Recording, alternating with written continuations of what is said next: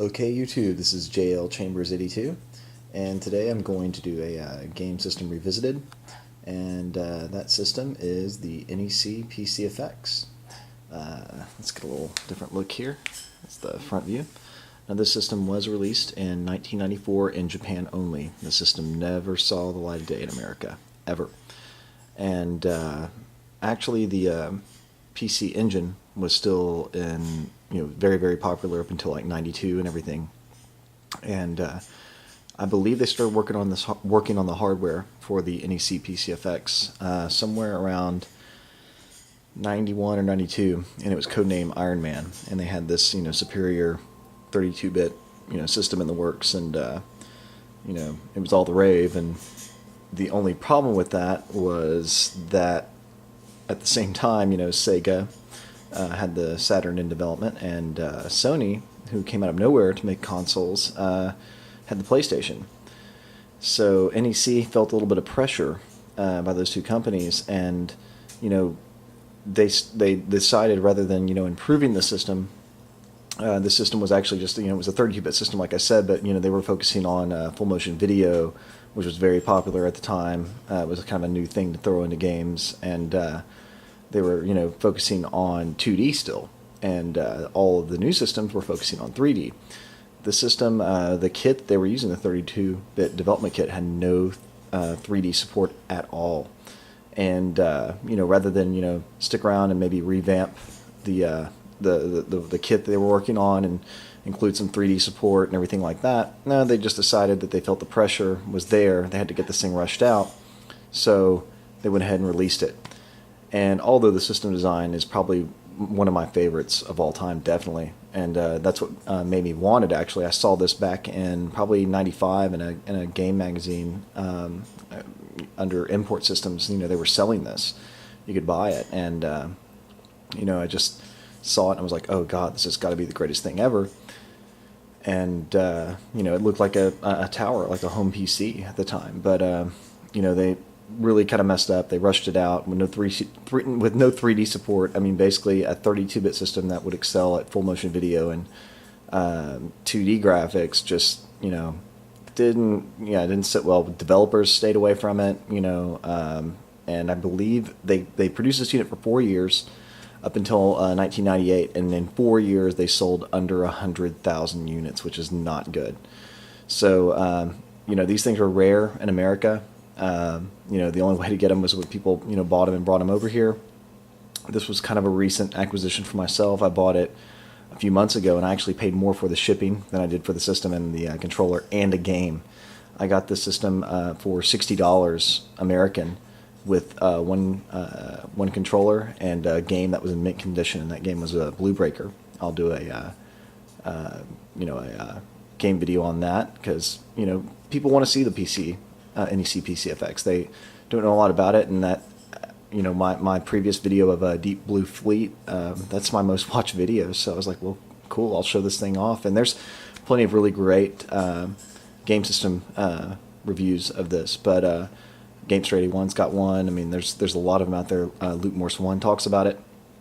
But yeah, I mean, other than a collector piece, if you do not speak any Japanese, you're going to have a very difficult time doing anything with this game, as I have. I've got Deep Blue Fleet. I can't get past a few, any real gameplay on it. And I know it's kind of like a strategy game, and Battle Heat makes no sense to me at all. So anyway, just to focus on the system itself, let's kind of move in here. This is your power switch, on and off. Here, this is for a memory card. The memory cards are very rare. The memory cards actually cost about as much, sometimes as the system goes for itself. And it does have 2 controller ports, and even you could put a mouse in there. They did make a mouse for their certain games that would utilize that.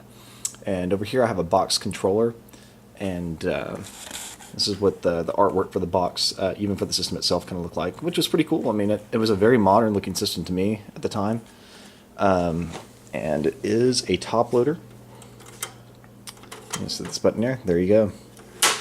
And just to get a little side view, yeah, it looks like a 90s PC, alright, like a compact Presario or something like that. And it does have, as you can see, the power cord is just it has a internal power source, which is really cool. And we have over here S-video connectors and RCA outs, and then this whole thing here would come off for expansion that was never utilized. So they had a lot of ideas with this system in the design. So as far as system design, incredible. And I couldn't imagine what they would do to it, sending over in America had they, produced it over here. I joked about it in another video where they would have made this thing, 4 feet tall and, 3 or 4 feet tall and weigh 20 pounds. And that's probably what they would have done. Everything has to be bigger in America. But to me, this still, it's a fantastic looking system. And it's just really unfortunate that there are almost no games that if you do not speak Japanese, there are just almost no games that you can do anything with. There's one shooter, and I can't pronounce it, and it goes for a hefty price on eBay. And then there's a side scroller. I believe it's called Zenki. Looks awesome, looks really cool, but again, as little as $300 on eBay for the game. So that's gonna be bottom priority right now. I'd be better off buying a Rosetta Stone and with the money and trying to teach myself Japanese and play some of the cheaper games. But yeah, it is a great looking system, and it's unfortunate that that they did what they did. And being that NEC just released this in a rush to compete with the Sony PlayStation, the 3DO in America, and also the Sega Saturn. So it was also NEC's last system, and that is so sad. If NEC put out a system tomorrow, I wouldn't even question. I wouldn't want screenshots. I'd just go out and buy it, and it'd be great to see NEC and Hudson Soft making games again. But you'll never know, I guess. But real quick, I just want to make a quick video on this. I'm going to show off a joypad or controller. I call them joypads just because I'm old school, right? And this is almost identical. There's a Turbo Duo in Japan that was released in Japan only, and this controller is almost identical to it. And it is really comfortable to hold. It's awesome. And they have the Roman numeral buttons. So again, just such a waste that none of the games even really utilize it, because most of the games I've played you could just have one button, because it's just like anime. Okay, you have minimal interaction, hit a button and go on. So it would have been great to see the whole Hudson library just revamped on this system, but did not happen. And the controller was the only thing that when it got shipped over here, this controller actually did not make the transport so well. It was kind of busted up, so I took it apart, cleaned it together, and super glued the parts that broke. And you can't tell cosmetically except for the cord. When I super glued it, after untangling it, kind of got a little bit jacked up. But other than that, I do have a boxed one, so I'm not heartbroken. This will be the one I use for when I can get games and try to play them. This will be the one I use. But again, overall, the system's built very well, and to prove that, this thing was shipped over to me not in a box, but like in a big envelope with bubble wrap. I was like, oh my god, I paid $75 for shipping, and that's what I got. But it works like a champ. It turns on every time, and the main menu is great. Yeah, of all systems to fail, like this one, I just really am upset about, because again, they, no developers wanted to touch it even at launch, and it just doesn't really have like a killer app or anything. And it's NEC. These are the people that brought us, PC Engine and the PC Engine CD. They changed the way that we play games. And I will say one good thing about the system before cutting this off, that the full motion video quality of this system, of any 5th generation console by far, was superb. So they did do one thing right.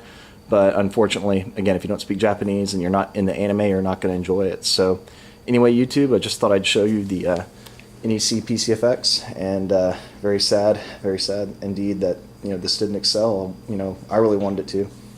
After seeing it, the ads, I really wanted one of these in my house and back in the day, and now I have one, and I really can't play it. But I will post up another video soon. Later, guys.